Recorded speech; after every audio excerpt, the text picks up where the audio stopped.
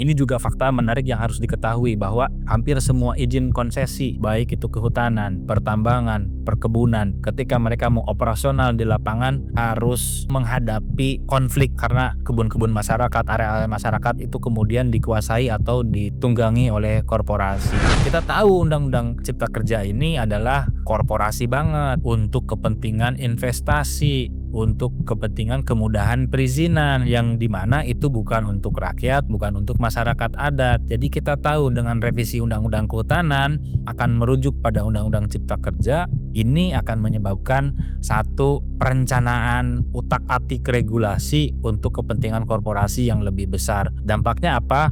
Hutan kita akan semakin digerus, kemudian akan ada utak-atik nomenklatur hutan dan deforestasi di sana, yang dimana ketika terjadi kerusakan hutan dianggap tidak karena definisinya yang sudah diubah. Hai Sobat Iklim, selamat datang di channel podcast Lapor Iklim, channel untuk kita semua. Saya Supriyanto yang akan lead membersamai kita pada episode kali ini. Akankah terbit terang setelah Indonesia gelap? Merupakan satu tajuk yang menjadi perbincangan banyak orang. Kali ini kita akan mengupas dari sisi kehutanan yang sering dianggap hanya sebagai komoditas ekonomi belaka oleh pemerintah. Sehingga hutan itu hanya decoupling dan sering dilihat dari sisi keuntungan rupiah saja. Padahal hutan menjadi tidak hanya bicara tumbuhan dan segala keberagaman spesies saja, namun menjadi ruang hidup bagi masyarakat lokal dan tumpuan sistem ekologi dunia.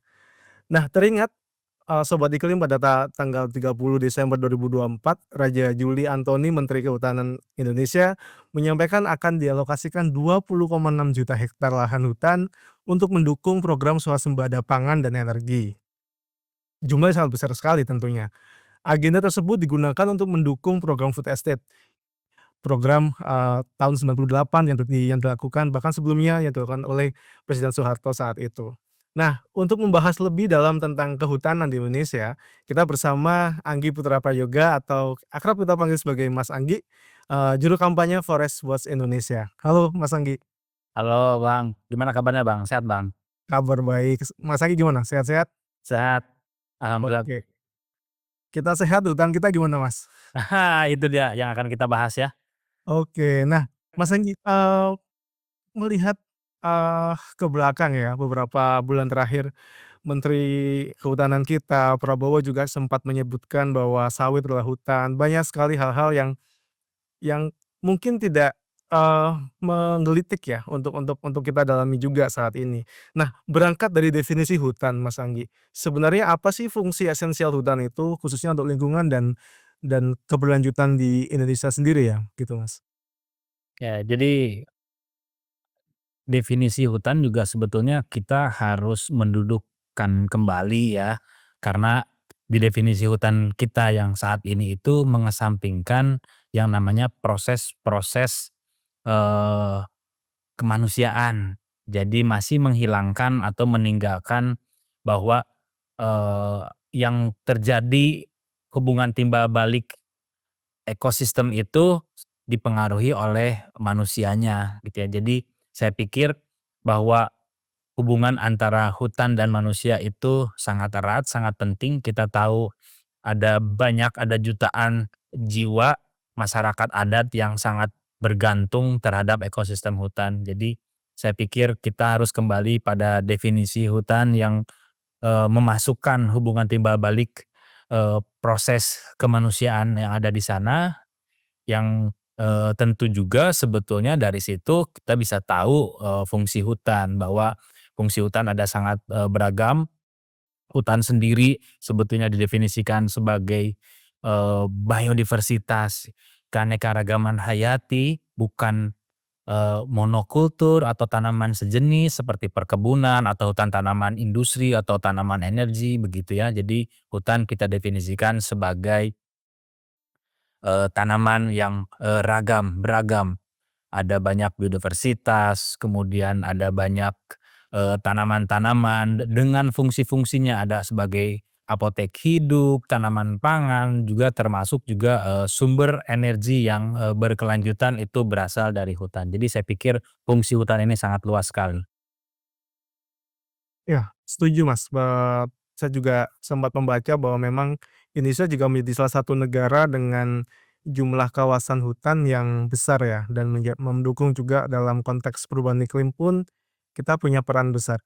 Nah, kalau Mas, Anggi mungkin dari riset yang telah dilakukan di Forest Watch Indonesia, eee, apakah ada Mas gambaran sebenarnya seberapa, haruskah kita harus menjaga hutan ini sebenarnya? Karena kan kalau kita melihat pemerintah sepertinya sudah agak ini ya, kurang mungkin melihat hutan hanya sebatas ekonomi saja, tapi, apa sih sebenarnya yang menjadi kenapa harus menjaga hutan gitu, Mas? Mungkin bisa disampaikan poin-poinnya gitu. Ya, jadi ada yang kita bilang disorientasi dalam pengelolaan dan pengurusan hutan. Jadi melihat hutan sebagai komoditas, melihat kawasan hutan sebagai komoditas juga. Jadi ada 2 term sebetulnya yang, bisa kita pisahkan dalam diskusi, sore hari ini bahwa, satu berkaitan dengan hutan itu adalah bagian dari ekosistem, sementara kawasan hutan itu adalah areal yang ditunjuk, yang ditetapkan oleh, menteri untuk dijadikan sebagai kawasan hutan.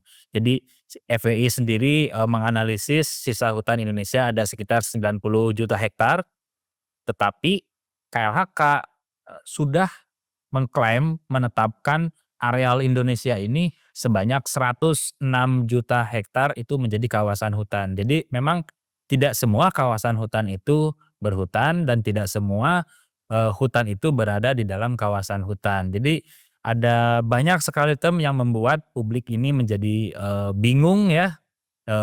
Lantas kemudian, bagaimana kita, bisa mengelola hutan, menjadi, lebih baik dan lebih berkelanjutan dan juga lebih berkeadilan. Sementara di kawasan hutan sendiri dibagi-bagi fungsinya. Ada fungsi konservasi, ada fungsi lindung, ada juga, fungsi produksi.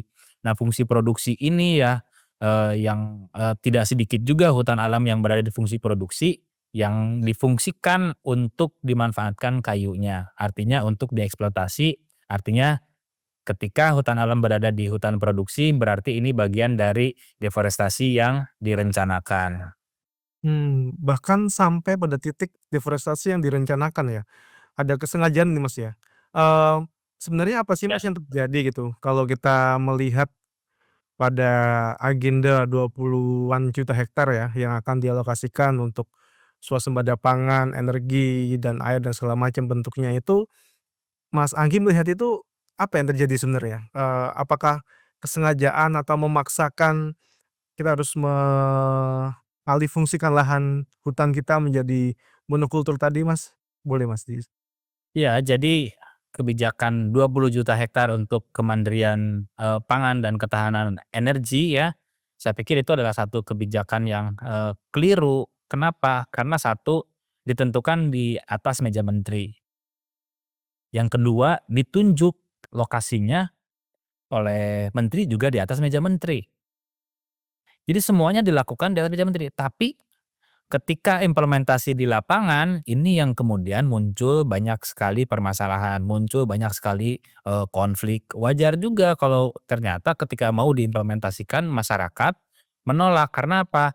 Karena apa yang ditunjuk di atas meja menteri itu sudah dimanfaatkan, sudah dikelola, atau existing, digunakan oleh, masyarakat ataupun kelompok masyarakat adat. Sehingga sebetulnya, kekeliruan itu berasal dari ketika, Menteri Kehutanan menyampaikan bahwa akan, menyiapkan 20 juta hektar lebih kawasan hutan untuk kemandirian pangan dan ketahanan energi. Jadi kekeliruannya dari situ tuh sebetulnya, tidak melihat hutan sebagai, eee, memiliki, fungsi yang sangat beragam, fungsi konservasi, fungsi sumber air ya, kemudian juga menghasilkan iklim mikro, sumber pangan, termasuk juga sumber energi karena dari hutan, keluar air.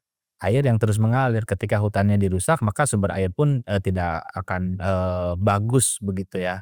Jadi saya pikir kebijakan ini akan menjadi, salah satu, deforestasi juga yang direncanakan. Kenapa? Karena mau tidak mau akan membabat, hutan alam Indonesia. Iya, Mas. Mas, boleh nggak ada mungkin data dari Forest Forest Indonesia yang menggambarkan sebaran hutan kita sehingga, kita bisa melihat ya bahwa sebenarnya 20 juta hektar itu mau nggak mau itu deforestasi kan, karena kan, narasinya pemerintah kan, tidak ini agroforestry atau segala macam bentuk ini ya, artinya hutan itu dibuat, sedemikian rupa sehingga tidak ada deforestasi. Namun apakah memang seperti itu, apa adanya atau mungkin ada data yang bisa disampaikan gitu, Mas Anggi? Baik, saya akan menyampaikan data ini juga dari, saya dapat dari Dirjen Planologi ya. Jadi, kenapa ini penting untuk disampaikan agar, tidak ada lagi asimetris informasi, hasil dari Direktorat Jenderal Planologi Kehutanan yang merencanakan kawasan hutan itu untuk apa di Indonesia. Saya ingin menunjukkan tadi pancingan dari Bang Joseph adalah, di mana lokasi-lokasi ketahanan pangan dan energi itu dan kenapa memungkinkan itu terjadi deforestasi ya, begitu ya Bang Joseph ya? Iya, betul. Ya. Nah, saya akan menunjuk kenapa ini ditunjuk di atas meja dan kemudian menteri pun saya yakin belum pernah ke satu daratan di sini. Ini, saya tunjuk satu areal di sini kelihatan ya, coba saya full screen. Yang di sini terlihat ya, Ya, ini adalah Kabupaten Kepulauan Aru. Kabupaten Kepulauan Aru kalau kita lihat dari sini, itu seperti satu hamparan dataran, betul ya? iya, betul. Padahal aslinya Kabupaten Kepulauan Aru tuh terdiri dari lebih dari 800 pulau-pulau kecil.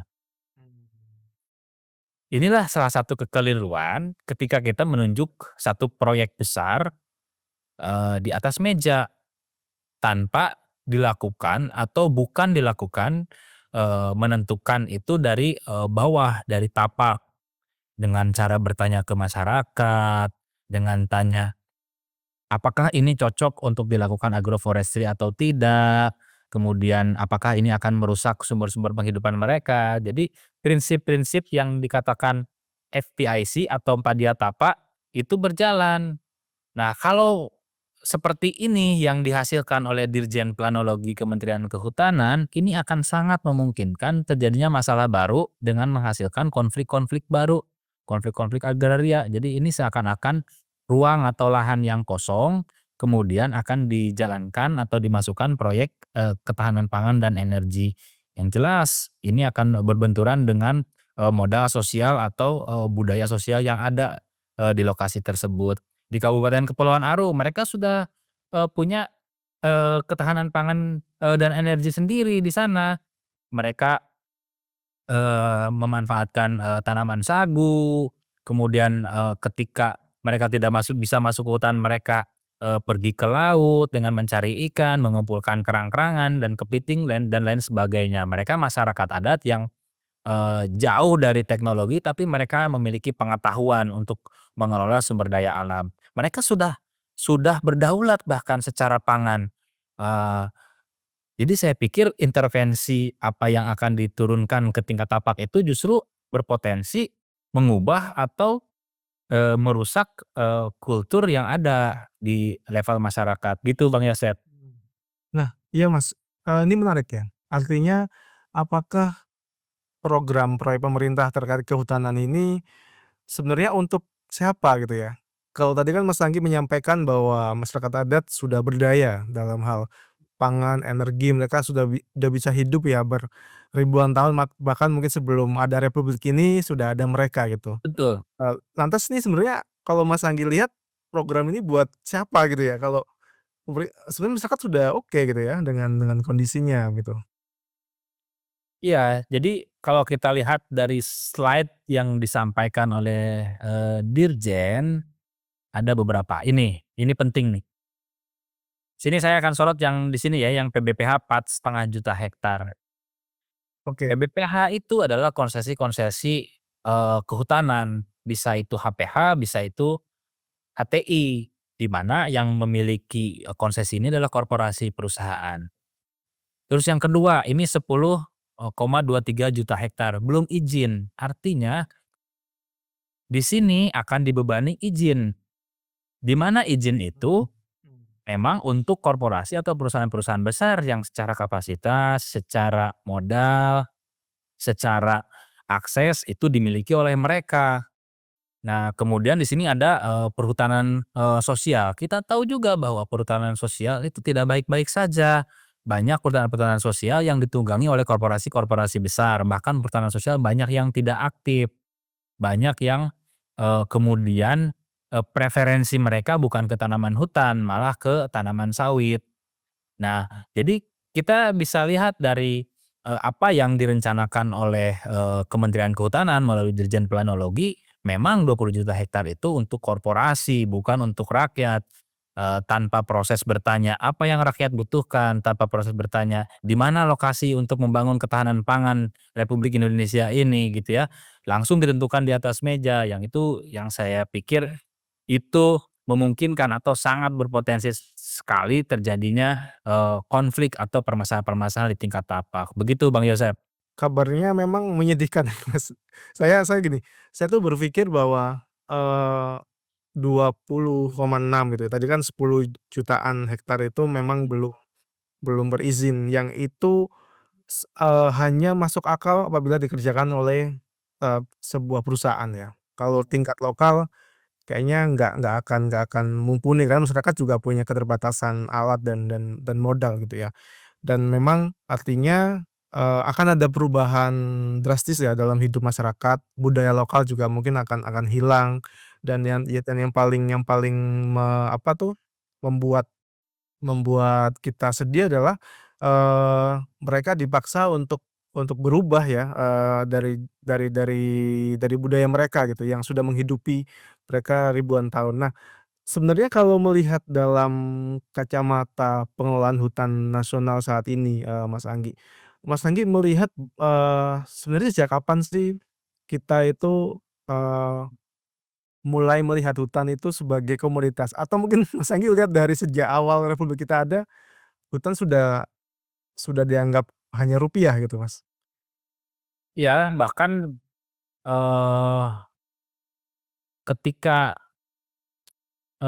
jadi ada satu perbincangan ketika PDB dari sektor kehutanan itu di bawah 1%, tapi kerusakan hutannya sangat masif gitu ya. Kita menghitung tahun 2021 sampai tahun 2023 itu ada 1,9 juta hektar hutan yang rusak, tapi nyatanya PDB-nya itu di bawah 1%. Apakah cara-cara seperti itu yang akan dipertahankan, yang akan, kita gunakan dan kita orientasikan dalam mengurus dan mengelola hutan gitu ya? Hutan dilihat sebagai komoditas untuk ditebang kayunya, dijual kayunya, yang nyatanya PDB-nya hanya di bawah 1%. Bahkan ada rencana revisi Undang-Undang Kehutanan itu untuk menggenjot PDB sektor kehutanan mencapai 3,8%. Habislah hutan Indonesia kalau orientasinya adalah melihat hutan sebagai komoditas, melihat kawasan sebagai komoditas, dan tetap meyakini bahwa korporasi itu pasti mendatangkan keuntungan. Kita lihat saja realitanya, bahwa sektor kehutanan hanya menyumbang di bawah 1%. Saya pikir di sini harus ada evaluasi besar orientasi pengelolaan hutan Indonesia, ke depannya. Kenapa? Karena ada 3 tantangan global yang saya pikir untuk, merefleksikan kemana arah orientasi pengelolaan hutan Indonesia. Satu soal pangan, kedua soal energi, yang ketiga soal air. Kalau hutan Indonesia salah, pengelolaannya salah, cara mengurusnya, maka, kita tidak menginginkan kita berada pada, krisis-krisis yang lebih, tajam lagi atau lebih curam lagi. Begitu Bang Josep. Iya, Mas. Eee, ya saya masih ini ya, mencerna gitu. Artinya bahwa sumber daya alam yang melimpah itu sebetulnya malah bisa menjadi petaka ya kalau kalau kita tidak mengelola dengan baik gitu. Saya teringat beberapa lokasi desa, kota pun akhirnya terimbas banjir pun gara-gara hutan kita sudah dirusak gitu ya. Alih-alih kita dapat keuntungan itu malah dapat kerugian yang jauh lebih besar, dan banyak orang pun juga akhirnya, terpapar bencana gitu ya, bahkan kehilangan nyawa dan keluarganya gitu. Nah, kalau melihat dalam konteks keindonesiaan saat ini Mas Anggi sebenarnya apa sih yang perlu pemerintah lakukan gitu ya? Kalau mereka ada itikad gitu ya untuk, kita berubah nih POV-nya gitu ya, sudut pandang kita berubah. Itu mulai dari mana sih, Mas? Mas mungkin punya saran gitu ya? Ya, tadi menarik tuh saya pengen ngebahas dulu soal dampak, bencana banjir ya, yang baru-baru ini terjadi di ibu kota dan di kota Bekasi ya. Itu hasil analisis kami itu memang terjadi, deforestasi yang, masif ya, sekitar 2.300 hektar, bayangkan 2.300 hektar hutan alam yang hilang. Di mana itu kemudian dikonversi untuk objek wisata, lahan perkebunan, kemudian juga, lahan terbangun ya, semak belukar dan lain hal sebagainya gitu ya. Jadi, nyata bahwa ketika kita salah dalam mengurus hutan, kemudian diutak-atiklah kebijakannya agar memenuhi kebutuhan atau nafsu untuk menguasai ekonomi begitu ya dengan cara merusak, hutan, saya pikir dampaknya itu akan lebih luas dan lebih mahal lagi. Ketika Jakarta lumpuh, Bekasi lumpuh, itu ekonominya akan lebih, besar jika dihitung gitu ya. Sayangnya dalam, eee, perhitungan pemanfaatan hutan saat ini tidak memperhitungkan valuasi ekonomi ketika hutan itu dirusak gitu ya. Hanya menghitung kayu, berapa kubik kayu yang dikeluarkan dari hutan maka, biayanya adalah, sekian per kubiknya. Itu sebetulnya, salah satu pendekatan yang keliru. Nah, tadi masuk ke pertanyaan Bang Joseph, terus bagaimana dong kira-kira, langkah terbaik yang harus dilakukan? Saya pikir saya di sini coba menampilkan ya, ada beberapa provinsi yang menjadi target-target untuk mencapai, projek, ketahanan pangan dan energi, yang digagas oleh, Menteri Kehutanan Raja Juli Antoni. Saya pikir yang harus dilakukan pertama adalah tanya orang Aceh, tanya orang Bali, tanya orang Banten, tanya orang Bengkulu, kira-kira hutan lindung mereka kalau dijadikan proyek pangan dan energi mereka setuju atau tidak. Ini kan selalu semuanya di atas meja ditentukannya, seolah-olah 20 juta hektar itu berada di atas ruang yang kosong, padahal enggak. Orang Aceh butuh hutan, orang Bali butuh hutan, orang Kalimantan butuh hutan, orang Papua butuh hutan. Mereka sangat bergantung dengan, kelestarian ekosistem hutan yang ada saat ini. Tanya mereka kalau mau bikin proyek, tanya mereka kebutuhan mereka apa? Apakah mereka saat ini tergolong pada masyarakat yang punya akses terhadap hutan atau tidak? Kemudian mereka juga, terpenuhi kebutuhan sehari-harinya dari hutan atau tidak gitu ya. Ketika proyek itu masuk ke ruang-ruang mereka, ketika kita bertanya kan kita jadi tahu, kita harus jadi punya, safeguard, kita punya, kewaspadaan untuk,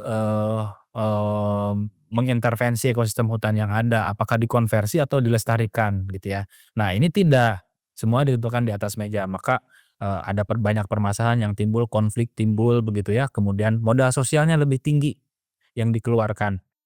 Ini juga fakta menarik yang harus diketahui bahwa hampir semua izin konsesi, baik itu kehutanan, pertambangan, perkebunan, ketika mereka mau operasional di lapangan, mereka harus, atau terbentur atau menghadapi, konflik. Karena apa? Karena, kebun-kebun masyarakat, area-area masyarakat itu kemudian dikuasai atau ditunggangi oleh korporasi, sehingga perusahaan harus mengeluarkan yang namanya modal sosial yang lebih tinggi, nilai ekonomi sosial yang lebih tinggi. Nah, ini yang tidak diperhitungkan ketika proyek-proyek itu diterbitkan. Seharusnya memang, eee tidak dilakukan di atas meja tetapi langsung datang tanya masyarakatnya, setuju atau tidak. Itulah proses-proses, demokrasi yang saya pikir penting dijalankan saat ini. Iya, Mas, proses demokrasi itu ya yang sepertinya kita nantikan gitu ya. Kayaknya kangen banget nih dengan peningkatan ini ya, mengajak masyarakat untuk bicara tentang tata kelola wilayahnya sendiri gitu ya. Betul, iya, Masa betul. heeh, iya kan, Mas, artinya seringkali masyarakat hanya menerima saja kayak ini takdir gitu ya. Padahal mereka juga berhak untuk menyampaikan pendapatnya ya, sebenarnya pengennya apa gitu. Tadi saya sempat mendengar memang ada risiko ya, risiko konflik akan meningkat itu. Kalau dari laporan konflik agraria tahun 2024 itu kan melihat ada kenaikan hingga 21% Mas dibandingkan tahun 2023. Artinya ini semakin naik ya tiap tahun dan sektor-sektornya pun juga jelas yaitu perkebunan, infrastruktur, dan pertambangan gitu. Yang semuanya itu juga terkait dengan hutan kita gitu ya, Mas Anggi. Nah, Mas Anggi sepertinya, kita sudah di penghujung, bahasan kita kali ini. Saya ingin ingin, mungkin mendengar mendengar, eee, satu ini ya, apa namanya, pendapat, dari Mas Anggi tentang sebenarnya seberapa gelap sih, kita bicara Indonesia gelap ya, seberapa gelap pengelolaan hutan kita saat ini? Dan Mas Anggi melihat nggak, apakah kita masih punya harapan, untuk memperbaiki ya tata kelola kehutanan kita gitu? Sekaligus ini akan menutup, bahasan kita pada episode kali ini Mas. Silakan Mas Anggi. Ya, jadi saat ini, eee, revisi Undang-Undang Kehutanan sedang digodok di, Komisi 4 DPR RI, kemudian nanti akan dibentuk panja oleh mereka yang kemudian mereka akan membuat tim, daftar inventaris masalah yang kemudian disodorkan ke, eee, kementerian, dalam konteks ini adalah Kementerian Kehutanan.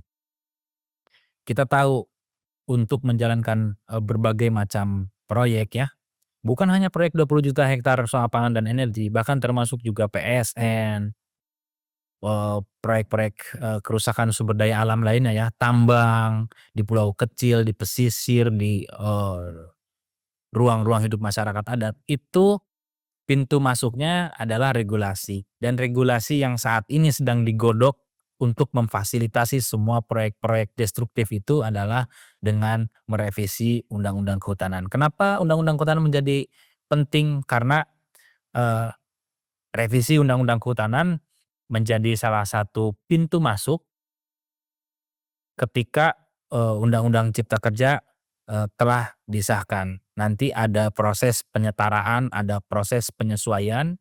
Kita tahu Undang-Undang Cipta Kerja ini adalah korporasi banget, untuk kepentingan investasi, untuk kepentingan kemudahan perizinan, yang di mana itu bukan untuk rakyat, bukan untuk masyarakat adat. Jadi kita tahu dengan revisi Undang-Undang Kehutanan akan merujuk pada Undang-Undang Cipta Kerja, ini akan menyebabkan satu, perencanaan utak-atik regulasi untuk kepentingan korporasi yang lebih besar. Dampaknya apa? Hutan kita akan, semakin digerus, kemudian akan ada utak-atik nomenklatur hutan dan deforestasi di sana, yang di mana ketika terjadi kerusakan hutan dianggap tidak, karena definisinya yang sudah diubah. Ini saya pikir, satu tantangan besar di tahun 2025 ini yang harus kita kawal bersama begitu ya, agar apa, agar Indonesia tetap terang benderang, kita bisa menikmati hutan di kampung-kampung kita, di pelosok-pelosok negeri gitu ya, di pulau-pulau kecil, dari Sabang sampai Merauke kita masih bisa menikmati hutan yang betul-betul hutan ya, hutan yang beragam, bukan yang monokultur yang berupa perkebunan ataupun hutan tanaman industri. Begitu Bang Yosep.